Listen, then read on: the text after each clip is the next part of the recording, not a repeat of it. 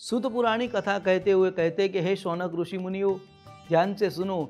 ऐसे सुखदेव जी महाराज की वाणी से परीक्षित महाराज कथा सुन रहे थे, तो उस कथा में परीक्षित की अभी ममता छूटने लगी। धीरे धीरे उसको जो माया थी, ममता थी, वह सब छूटने लगी और वह परीक्षित महाराज सुखदेव जी महाराज की कथा में ओतप्रोत हो गए और साथ में एकाग्र होकर सुखदेव जी महाराज ने आगे प्रश्न करना आरंभ किया।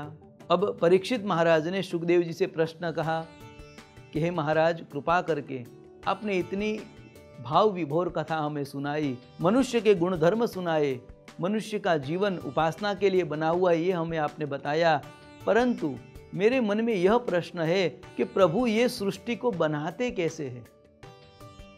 परमात्मा यह सृष्टि का पालन कैसे करते हैं? परमात्मा श्री हरि इस सृष्टि का विसर्जन कैसे करते हैं, विनाश कैसे करते हैं? और परमात्मा श्री हरि किन किन आधारों को साथ में रखकर परमात्मा इस सृष्टि को निर्माण करते हैं, चलाते हैं और विसर्जन करते हैं? भगवान की कौन कौन सी शक्ति इस कार्य में कार्यरत है, यह कृपा करके विस्तार से मुझे आप बताइए। अब परीक्षित महाराज ने यह प्रश्न पूछा। सुखदेव जी महाराज थोड़ा ध्यान में आए, क्योंकि अब तक तो सुखदेव जी महाराज ही बोल रहे थे और सुखदेव जी महाराज है वो परमहंस की भूमिका है।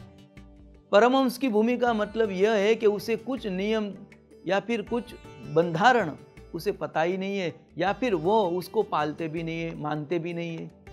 तो ऐसे परमहंस की भूमिका में बैठे हुए सुखदेव जी को ध्यान आया, परीक्षित का प्रश्न पूछा गया, तब वह कथा को विराम किया और याद आया कि अरे, मैंने कथा तो आरंभ कर दी, परंतु कथा का एक नियम है।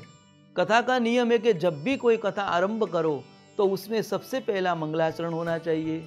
आप जब जब कथा सुनते या जहाँ भी कथा सुनते तो उसमें सबसे पहले मंगलाचरण आता है। मंगलाचरण का अर्थ यह है कि आचरण मंगल।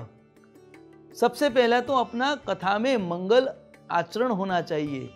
हमारा आचरण ऐसा बने जो मंगलमय हो।